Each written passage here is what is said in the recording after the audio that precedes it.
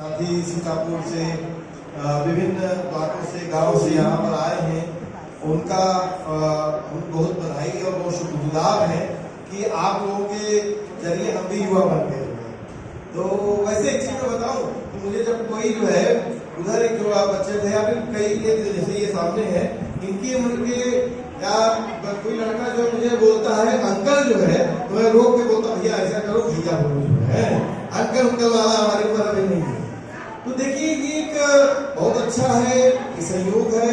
हम लोग आज समता युवा मंच के बैनर तले युवा सम्मेलन में आज हम लोग जो है लोकतंत्र और युवा और युवा पे हम बात करने के लिए यहाँ पर इकट्ठा हुए हैं।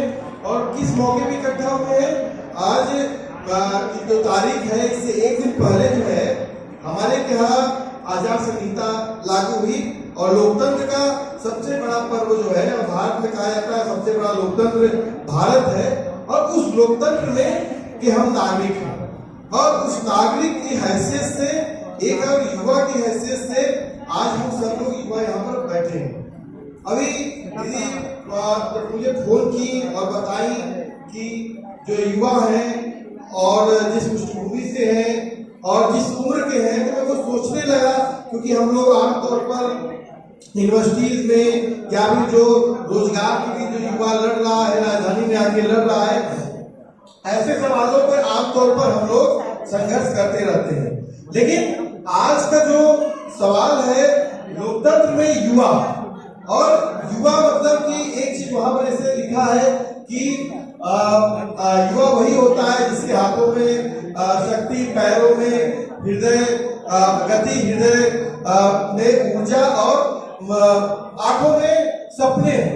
सपने बहुत महत्वपूर्ण होते हैं। और सबसे एक बात से बड़े कवि हैं, उनका कहना है कि सबसे खतरनाक जो होता है वो सपनों का मर जाना होता है। ये सपने किसको किसको आते हैं? सबको आते हैं। अच्छा, कुछ लोग को नहीं आते लगता सपने है? देखिए मैं तो वो सपनों में डर जाता हूँ।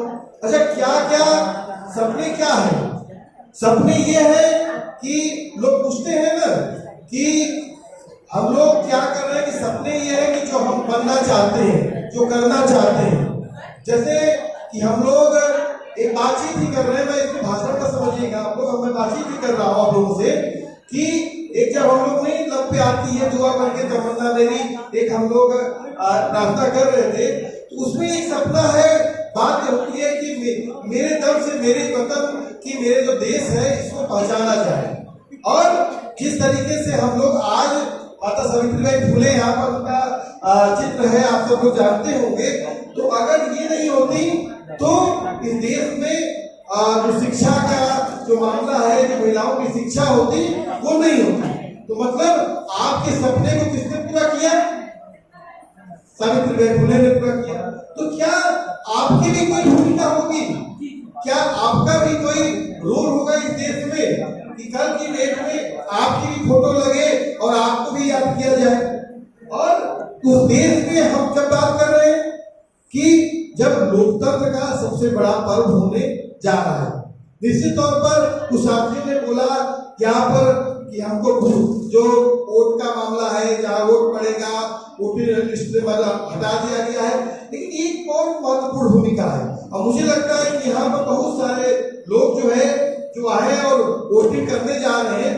लोकतंत्र में सबसे बड़ा हमारा दायित्व ये है कि हम अपने इलाकों में, अपने घर के, परिवार के लोगों को इस बात का पता बताएं कि हम अब की बार जो लोकतंत्र का को मजबूत करने का, लोकतंत्र का सबसे बड़ा पर्व है चुनाव, उसमें किन एजेंडों का किन पे बात करें, हम क्या बात करें।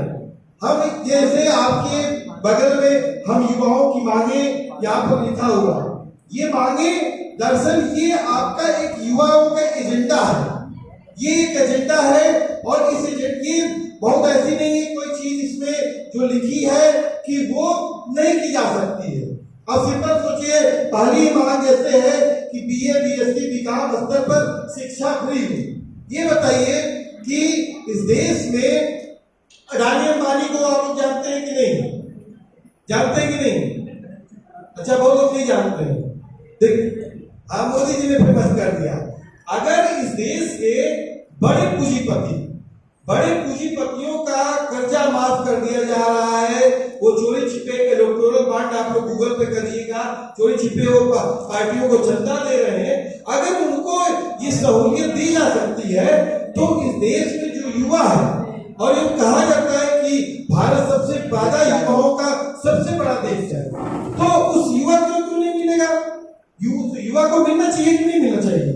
उस युवा की अपनी एक डिमांड है, अपनी मांग है। एक और आप मैं बताऊं एक चीज आपको कि आज जबरदस्त वक्त की डेट में हमारा क्या है, हमारी स्थिति ये है कि ये जो सरकार है, वर्तमान सरकार है, इसने एक बात कहा था, ये बताइए कि इसमें कौन कितने लोगों ने इंटर कर लिया है,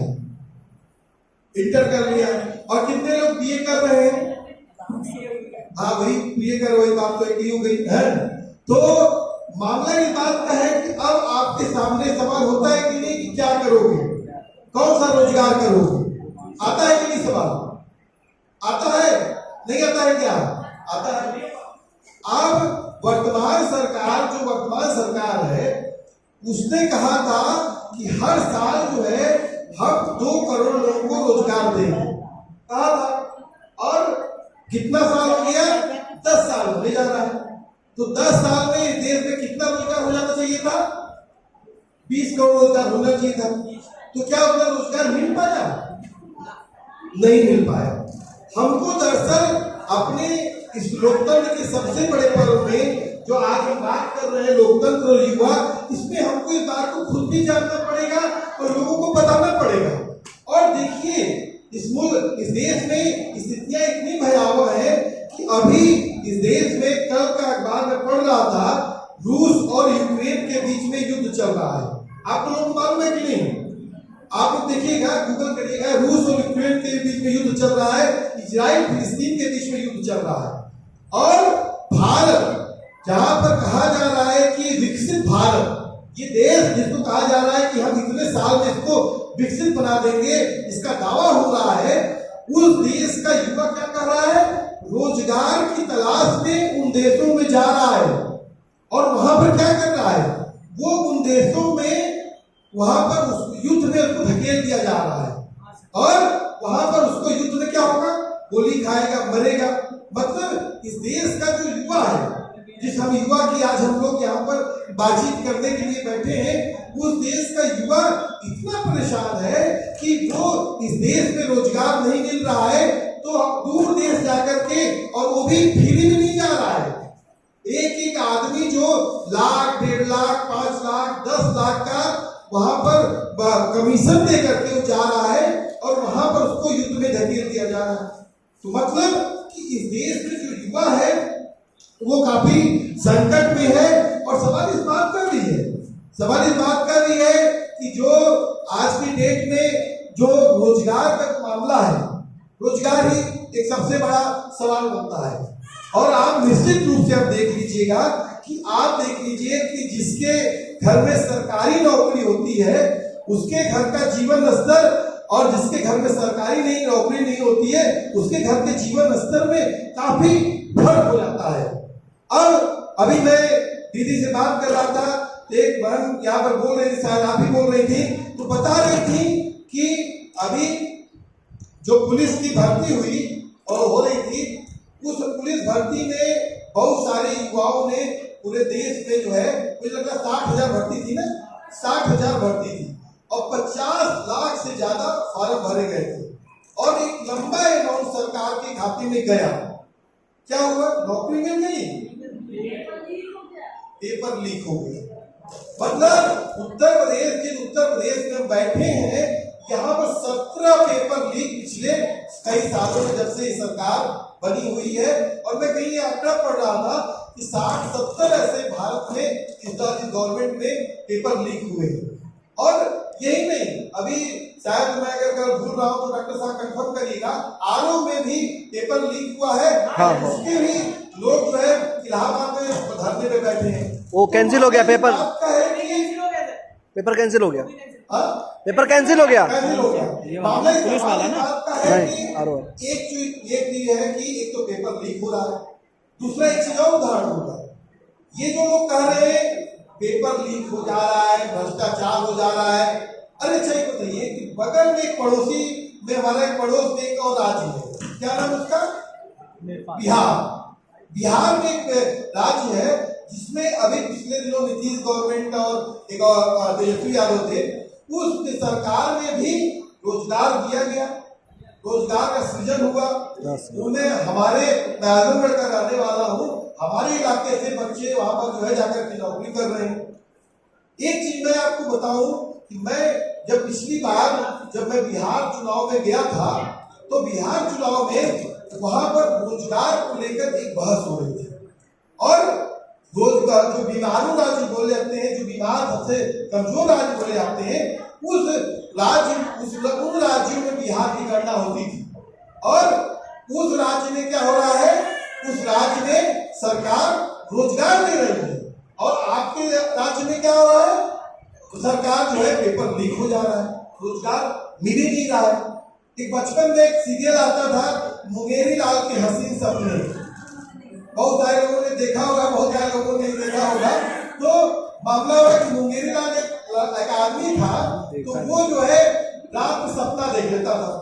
उसी तरह से ये जो हमारी सरकार है वो सपने दिखाती है कि आपको विकसित भारत बना देंगे, आपको इतना रोजगार दे देंगे। और सवाल इस बात का भी है, अभी यहाँ पर बात हो रही थी ना कि मंदिर से क्या रोजगार मिलता है कि नहीं। अब एक फिल्म है पीके, आप कितने लोगों ने देखा है? पीके देखा है? सबने देखा है ना। अब जो लोगों ने नहीं देखा है, सब लोग पीके देखिए, और इस चुनाव के पहले सब लोग एक करिए कि उस फिल्म को कम से कम 10-10 लोगों को दिखाइए। एक दिन क्या हुआ कि मैं रात में सोया था, तो हमारे क्या गांव से आ गए एक चाचा, और उन्होंने जो है देखने लगे साईं बाबा का देख रहे थे। तो मैंने उठा करके उनको कहा कि चाचा पीके देखे हैं? उन्होंने कहा पीके का पीके होते नहीं है। हमने कहा पीके एक फिल्म है, इसको देखे कि नहीं? उन्होंने कहा नहीं हम तो नहीं देखे हैं। उनको हमने दिखाया, और बहुत तार्किक फिल्म है। और एक फिल्म आमिर खान की 3 इडियट है, उसको कितने लोगों ने देखा? देखिए। और जिनको लोगों ने नहीं देखा है उसको देखिएगा, गूगल पे सब फिल्म तरीका है, उसको दिखाना चाहिए। ये देखिए कि इस देश में हम जहां से पढ़े, डॉक्टर साहब जहां से पढ़े हैं, इलाहाबाद विश्वविद्यालय, इलाहाबाद विश्वविद्यालय कहा जाता था पूरब का ऑक्सफोर्ड। ऑक्सफोर्ड एक बड़ी यूनिवर्सिटी है और कहा जाता था पूरब का ऑक्सफोर्ड।